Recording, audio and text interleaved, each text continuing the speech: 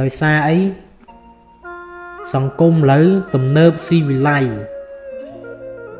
ហើយក្មេងទំនើបហ្នឹងកាន់តែច្រើនសិលធម៌កាន់តែធ្លាក់ចុះមានន័យថាអត់សូវស្ដាប់ឪពុកម្ដាយស្ដាប់គ្រូការណែនាំចឹងអ្នកទាំងអស់ហ្នឹងទៅរកផ្លូវតែ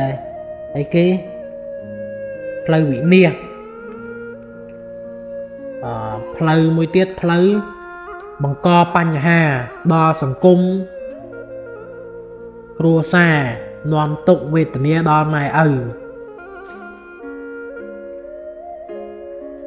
ចំណែកយើងវិញសំណាងហើយបានមកបួសរស់នៅក្នុងវត្តមួយថ្ងៃអត់មានគិតអីទេយើងគិតតែ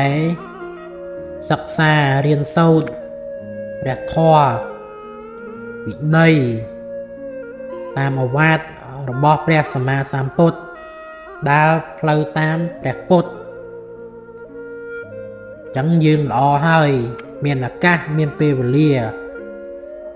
អត់មានត្រូវអីរញ៉េរញ៉ៃអីជាមួយសង្គមខាងក្រៅទេទូរស័ព្ទក៏អត់មានលេងចឹងយើងអត់មានខ្វាយខ្វល់អីទេហើយមួយទៀតយើងក៏ជាកូនល្អបានបួសរៀនសូត្រសងគុណឪពុកម្ដាយចឹងអត់មានឲ្យឪពុកម្ដាយខ្វាយខ្វល់អីទៀតទេចឹងមានតែខ្លួនមករៀនទេរាល់ថ្ងៃនេះចឹងយើងរៀនរាល់ថ្ងៃនេះគឺដើម្បីខ្លួនឯងពេលដែលយើងខំរៀនចេះដឹងទៅជួយក្រុមទី1គឺជួយខ្លួនឯងបន្ទាប់ពីជួយខ្លួនឯងហើយគឺជួយក្រុមគ្រួសារបន្ទាប់ពីជួយក្រុមគ្រួសារហើយមានឱកាសមានពេលវេលាជួយសង្គមជាតិសង្គមរីកចម្រើនទៅបានប្រទេសជាតិរីកចម្រើនទៅបានដោយសារពួកយើងជាទំពាំងស្នងរិស័យទៅសង្គមយើងហ្នឹងអាចរីកទៅមុខបានប្រទេសប្រសើរប្រទេសយើងហ្នឹងប្រសើរបានដោយសារយើងជាយុវជនជំនាន់ក្រោយនឹងឯងខំប្រឹងសិក្សារៀនសូត្រចឹងកណាប្រៀបធៀបថាឪពុកម្ដាយខ្លះគាត់ពិបាកចិត្តដោយសារអីដោយសារមានកូនតែកូនខ្លះអត់ស្ដាប់បង្គាប់ហើយកណាបានសរសេរនៅក្នុងប្រធានបទហ្នឹងថាឪពុកម្ដាយខ្លះគាត់មានទ្រព្យសម្បត្តិច្រើនតែពួកគាត់អត់សូវមានអីគេអត់សូវមានសេចក្តីសុខពីកូនចឹងមានន័យថាញាតិញោមជាពុទ្ធបរិស័ទខ្លះ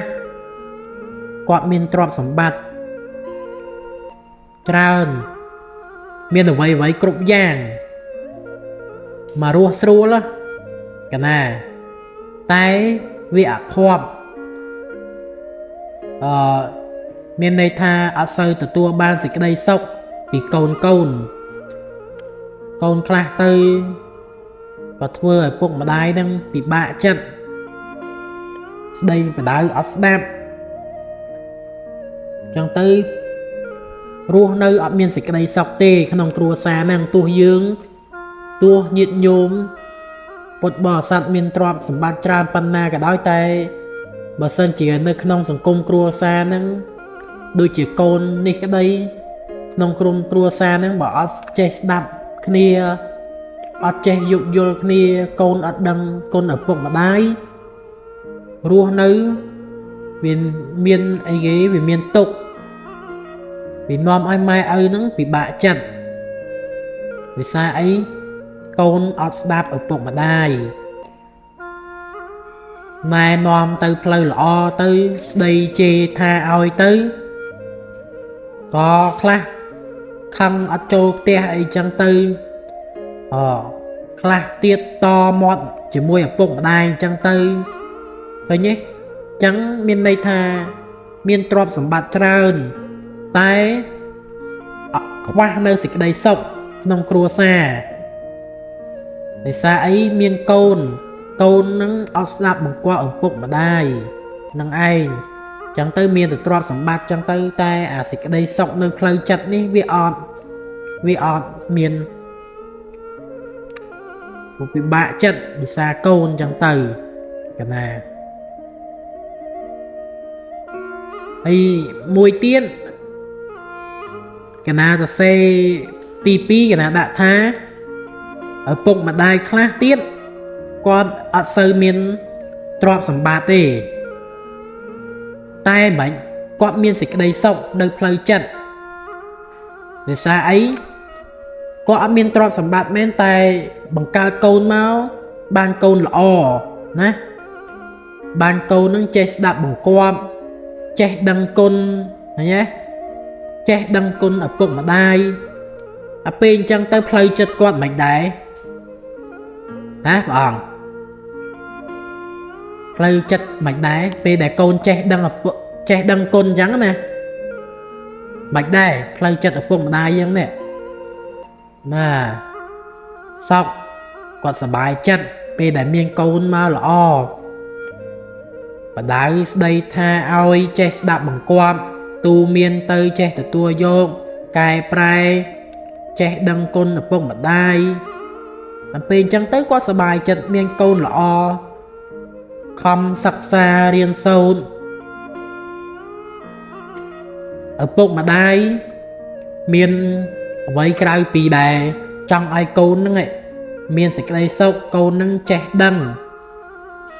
ទោះឪពុកម្ដាយជេរយើងយ៉ាងណាក្តីក៏ដោយស្ដីថាឲ្យយើងយ៉ាងម៉េចក៏ដោយពួកគាត់អត់ចង់ឲ្យយើងទៅផ្លូវអាក្រក់ទេចង់ឲ្យយើងទៅផ្លូវណាហ៎បើយើងគិតពិចារណាមកតើពួកគាត់ហ្នឹងចង់ឲ្យយើងទៅផ្លូវណាទៅរកផ្លូវល្អ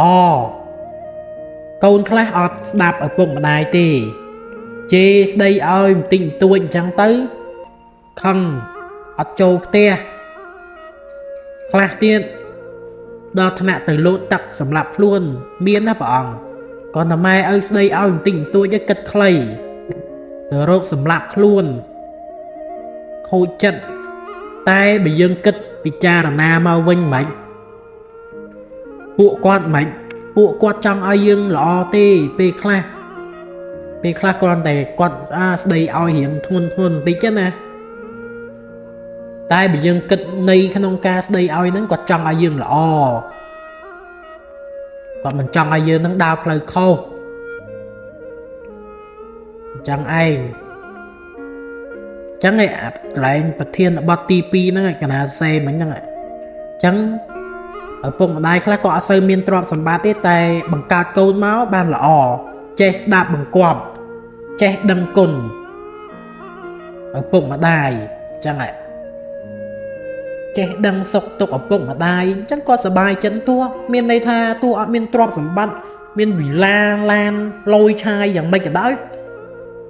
ត្រឹមតែមករស់ស្រួលមិនមែនដល់ថាពេលខ្លះអ្នកមានទ្រព្យសម្បត្តិច្រើនមានឡានមានអីជិះតែសេចក្តីសុខក្នុងគ្រួសារមានដោយសារអីបឹកក្នុងគ្រួសារនឹងអត់មានធម៌មេត្តាស្ដាប់គ្នាផងហ្នឹងអត់ចេះដឹងគុណឪពុកម្ដាយអត់ដឹងបងដឹងប្អូនដល់ពេលអញ្ចឹងក្នុងសង្គមគ្រួសារហ្នឹងអត់មានសេចក្តីសុខទេមួយទៀតក៏មូលហេតុដែរបើយើងគិតពីបន់បាបវិញដោយសារអីញាតិញោមខ្លះគាត់មានទ្រព្យសម្បត្តិចឹងទៅតែមានកូនមកអត់សូវចេះដឹងគុណអត់ធ្វើឲ្យគាត់សប្បាយចិត្តចឹងទៅដោយសារអីមកពីបន់ដែរមកពីញាតិញោមខ្លះគាត់ពេញបន់មកពីជាតិមុនទៅគាត់ធ្វើបាបផ្លូវចិត្តឪពុកម្ដាយគាត់ដែរទៅចឹងមកជាតិនេះគេថាម៉េចកម្មមកពីជាតិមុនមកពីយើងជាតិមុននឹងឯងណាធ្វើបាបឪពុកម្ដាយយើងណាពេលចឹងទៅជាតិនេះឲ្យផលវិញបានកូនមកវិញកូនអត់សូវដឹងគុណដែរហើយបើនិយាយពីបច្ចុប្បន្នវិញដូចញាតិញោមខ្លះគាត់ធ្វើបាបឪពុកម្ដាយគាត់ដែរគាត់អត់សូវដឹងគុណ có ở sơi đạp bịa tu miên priêm và đau bó ở bụng mà đai luôn anh đọc bê ban câu mau vĩnh cam nâng oi Paul phliêm phliêm rương cam Paul này ở miền này nè bóng cam Paul cứ oi phliêm phliêm nâng anh này ba mình bài chụp bón á cứ anh à cột triệt triệt thằng một nâng anh bê đại dương ở chỉ vật từ chẳng miền này tha cả ta mau bị bón đây sai côn ở sơ đăng côn anh chẳng tới mà bị triệt môn dương chẳng tới với bà phụ mà đai dương chẳng tới bài chụp bón mà bị triệt năng với bà phụ mà đai với qua của bà chất bàn dương miền côn máu bàn côn ở sơ đăng côn ở sơ vô chất tục đạo người dương chẳng tới anh ấy kịch bị bón bạp cái nào anh mùi tiết bật lọt mau bị mùi tiết đôi khi đài để xa chuyện môn qua ở sơ ở thua ba ở bụng mà đai chẳng nè nhiệt nhung khác có chuyện môn cam quạt ở thua ba bụng đai chi diêm vô chất tục đạo đăng côn ở bụng mà đai chẳng tới ở đây thua ơi ở bụng mà đai bạ chất chẳng tới chết đâm khâu tới cái ta nhu chùm pua ở bụng mà đai chẳng chết ní côn kia đăng côn đăng tô khâu tới chết son côn về chẳng tới bọn nắng oi Paul quả đài để xa mấy chết môn quả thưa ba plei chất chùm pua ở bụng đai thưa ba ở bụng đai chẳng tới về chết ní côn quát quát miền côn máu côn đăng côn này chẳng từ nó sao tại chị bong cả sao đài chẳng nhiệt nhôm khác cùng a tôi chất má dân kịch bị bon bát dân miền này tha mau bị bon bỏ dương triệt môn dương bầm pinh chấm pua ở bụng mà đai dương chẳng mấy cả dương ở đăng chẳng bàn mau triệt đi côn ở sâu đăng côn anh chẳng từ năng ấy rồi môi cà phê đại bay chụp bon chiết cao ở bụng mà đai nhiệt nhôm nơi rúa dương miền bịa bịch rồi môi cà phê bạp lây chật quạt anh chẳng tới bán chỉ côn cạt màu chuyện đi cam bị oi Paul nè chẳng tới có côn ở sâu đăng côn ở sâu đạp chẳng từ anh nói gì tạm bon bạc chẳng này chẳng nhiệt nhôm bột bò sạch bằng óc này dương bị cha rồi na tròn năng từ dương riêng từ tua squall thấy nhưng không bồng pin bon cả so chuyện đi phải bàn trơn từ cùng oi cao triệt nà ná bị ập hòm chẳng tiền hay cùng bị bạ chất vì xa đường côn ở kia mình đăng côn mình đạp dương nó chỉ hướng bọc kia chỉ hướng bon cả so bọc kia từ một tiện ở quay để sông khăn nữa cứ nhiệt nhôm bột bò sát ban bồng pin tuôn để tí chia ở bụng mà đai hơi ban bằng cao khi ở thông mọc hơi ban cho sắc xa điên sâu hơi dương ban bằng pin tuôn tí chia ở bụng mà đai hơi chẳng ở đây thì bỏ ở quay để sông khăn nữa lừa côn bình năng này phải sông khăn dương đa tua chia bụng mà đai ở pin tì chẳng từ bỏ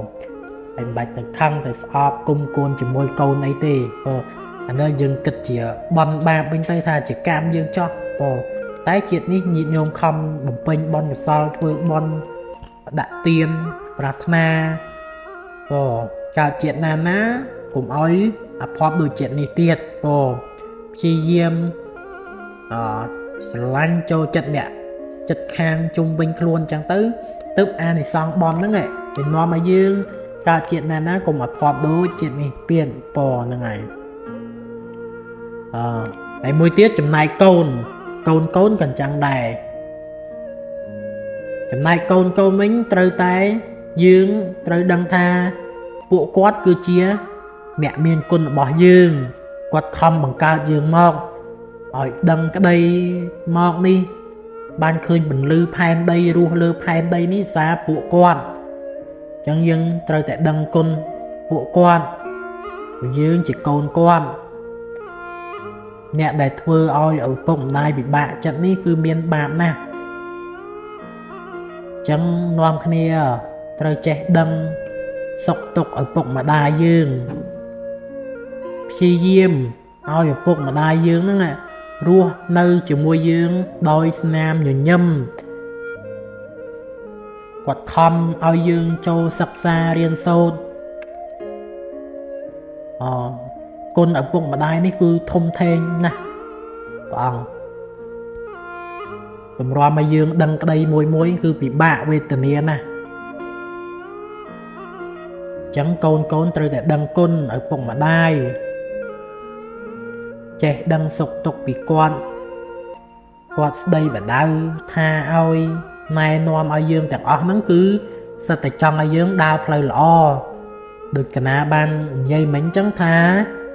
ឪពុកម្ដាយឯណាគ្មានចង់ឲ្យកូនហ្នឹងឯងដើរផ្លូវខុសទេចង់ឲ្យតែកូនហ្នឹងមានផ្លូវល្អមានជីវិតហ្នឹងល្អប្រសើរក្នុងជីវិតចង់ឃើញតែកូនហ្នឹងល្អទោះគាត់ស្ដីថាឲ្យមិនក៏ដោយចឹងព្យាយាមយកការស្ដីឲ្យរបស់គាត់ហ្នឹងយើងមកពិចារណាមើលថាគាត់ស្ដីឲ្យហ្នឹងដើម្បីអីចង់ឲ្យយើងហ្នឹងយ៉ាងម៉េចគឺមានតែម្យ៉ាងទេគឺចង់ឲ្យយើងហ្នឹងដើរផ្លូវល្អក្នុងសង្គមល្អពេលខ្លះកូនខ្លះម៉ែឪស្ដីឲ្យបន្តិចបន្តួចចឹងទៅខឹងអត់ចេះដឹងគុណខឹងលេងចូលផ្ទះចូលអី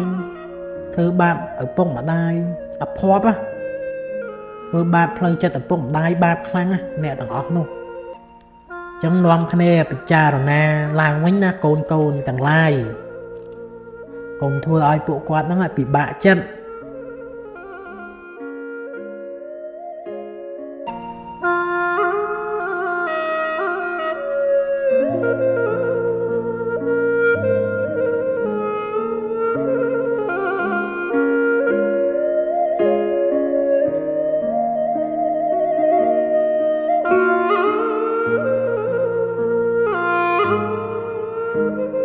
thank you